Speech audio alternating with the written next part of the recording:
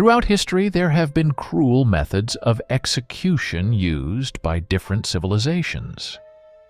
These methods reveal the dark side of human nature. Today, we will explore the 10 most brutal execution methods in history, which serve as a reminder of human life's fragility and the boundless capacity for cruelty within the human psyche.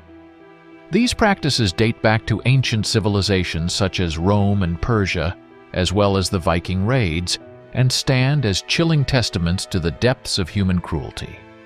1. Crucifixion. Crucifixion, as practiced by the Romans, was a method of execution designed to inflict maximum suffering and humiliation upon its victims. The process began with the condemned individual being forced to carry the heavy wooden crossbeam to the execution site, often through crowded streets, adding to their physical exhaustion and public shame. Upon reaching the site, the victim would be stripped naked, further stripping them of dignity and exposing them to the elements. Nails or ropes would then be used to secure their hands and feet to the cross, a process that itself inflicted excruciating pain as nerves and tendons were pierced or stretched. Once secured to the cross, the victim would be left to endure a slow and agonizing death. The position of the body made breathing difficult, leading to suffocation over time. The weight of the body pulling down on the arms and shoulders caused intense pain and muscle fatigue, worsening the suffering. Crucifixion was not only physically brutal but also psychologically torturous. The prolonged nature of the execution served as a stark warning to potential opposing viewpoints, instilling fear and obedience through the spectacle of suffering. 2. Impalement. Impalement stands as one of the most gruesome execution methods in history, embodying sheer terror and unimaginable suffering. Originating from ancient civilizations like the Persians and famously employed by the Ottomans, impalement was a harrowing display of power and brutality. The impalement procedure was carefully planned to cause the greatest amount of suffering. The victim would be forced onto a sharpened pole, often made of wood or metal, with the pointed end inserted into their body, typically through the rectum.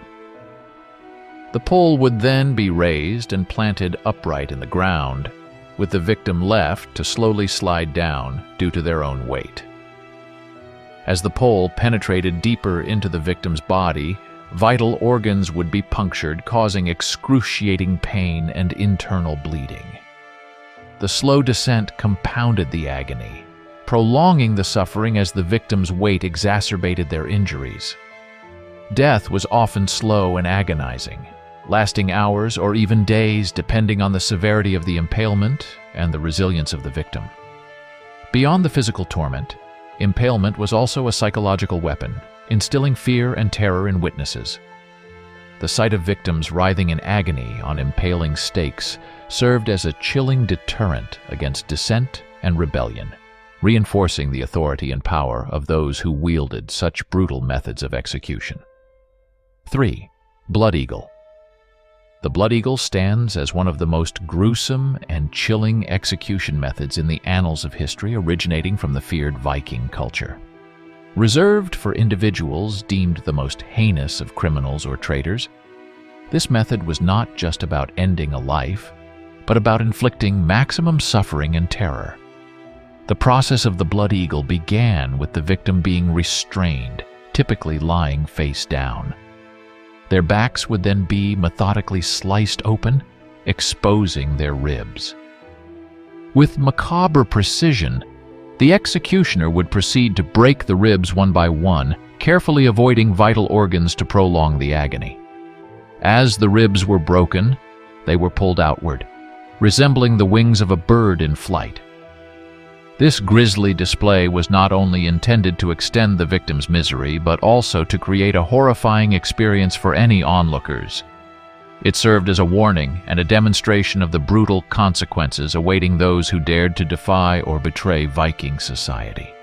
The climax of the blood eagle came with the extraction of the victim's lungs. With the ribs splayed open, The executioner would reach into the chest cavity and pull out the lungs, still pulsating with life.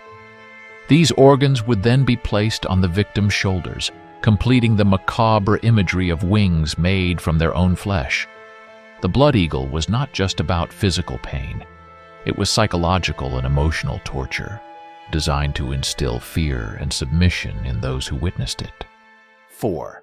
Teal hauling. Teal hauling, more commonly known as keel hauling, was a horrific maritime punishment inflicted upon sailors during ancient times, particularly popular among Greek and Roman naval forces.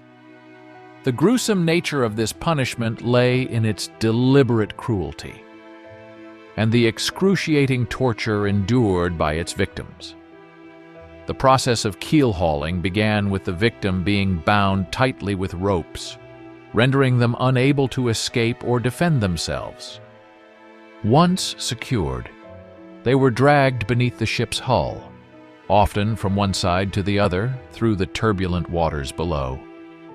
As the victim was pulled along the ship's keel, they were subjected to a barrage of merciless torture. The underwater journey exposed the victim to drowning as they struggled against the force of the currents while being dragged beneath the ship. Moreover, the hull's surface was covered with sharp barnacles and other marine growth, which tore into the victim's flesh as they passed over them. These lacerations inflicted agonizing wounds, further adding to the suffering of the victim. Suffocation was another grim reality faced by those subjected to keel hauling.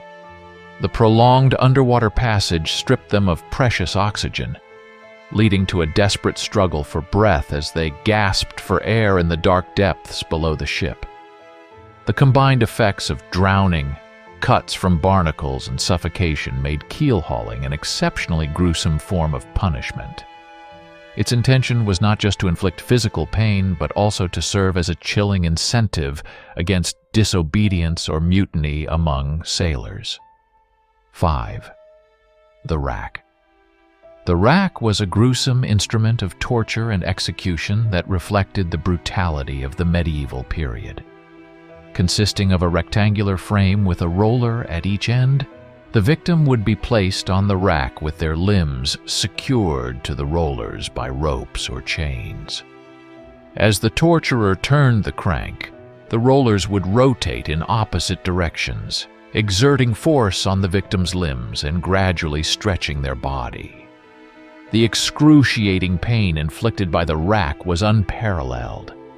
As the victim's joints were forcibly pulled apart, ligaments would tear, and bones would be dislocated or even shattered. With each turn of the crank, the victim would endure unbearable agony, often screaming in torment as their body was stretched beyond its natural limits. The psychological torment of the rack was just as severe as the physical suffering. Victims faced the grim realization that they were being slowly and mercilessly torn apart, their bodies subjected to a form of torture that left them utterly vulnerable and helpless.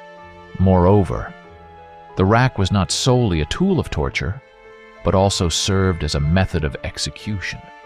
In some cases, victims would be stretched to the point of dismemberment or death, their bodies twisted and broken beyond recognition. 6. Drinking gold.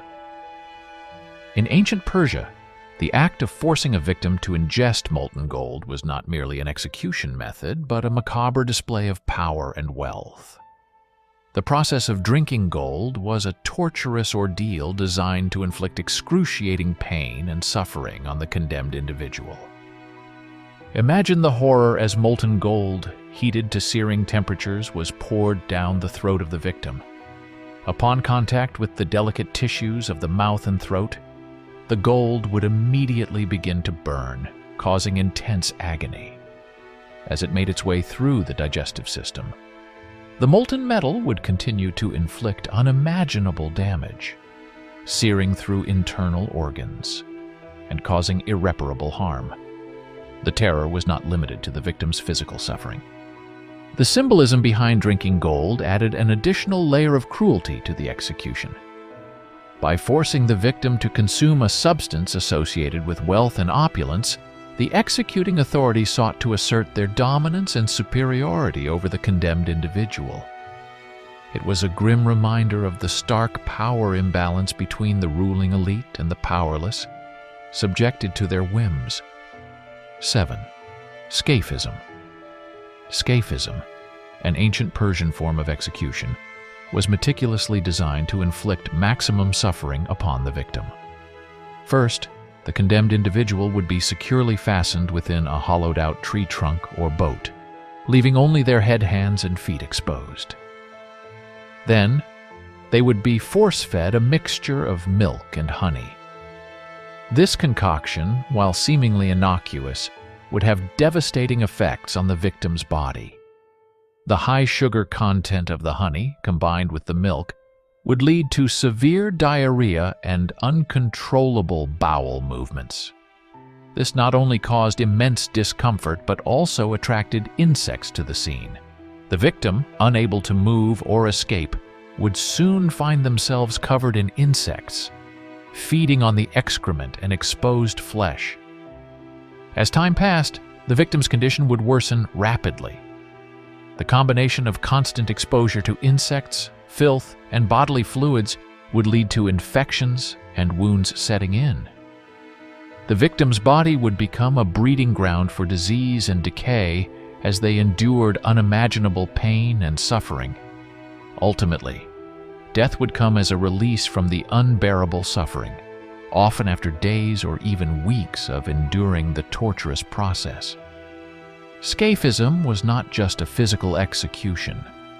It was a psychological experience designed to break the spirit and will of the condemned individual while serving as a warning to others who might defy the ruling authority. 8. Brazen Bull. The brazen bull stands as one of the most sadistic and horrifying execution methods devised in ancient times. Crafted by the Greek sculptor Perillus of Athens around the 6th century BC, the bull was not merely a statue but a diabolical instrument of torture and death. Its design was ingeniously cruel. The hollow bronze bull was carefully crafted with a door on one side, allowing the victim to be locked inside. Once the condemned was sealed within the bull, a fire would be ignited beneath it. As the flames licked the bronze surface, the interior of the bull would gradually heat up, subjecting the victim to unbearable temperatures. The real horror of the brazen bull lay not just in the excruciating heat, but in its design's macabre ingenuity. The bull was shaped in such a way that the screams and cries of the victim would be distorted and amplified, emerging from the nostrils of the bull as if it were bellowing in agony.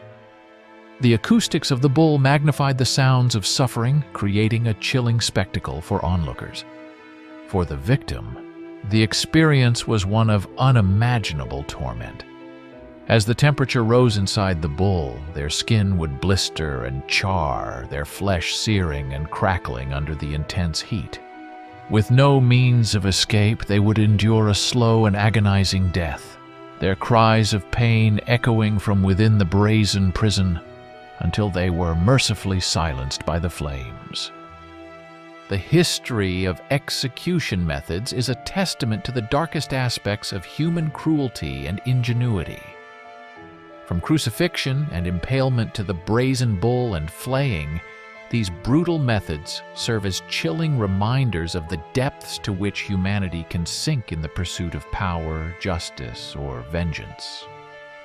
Despite the passage of time, the horror of these executions continues to resonate, reminding us of the importance of empathy, compassion, and the rejection of violence in all its forms.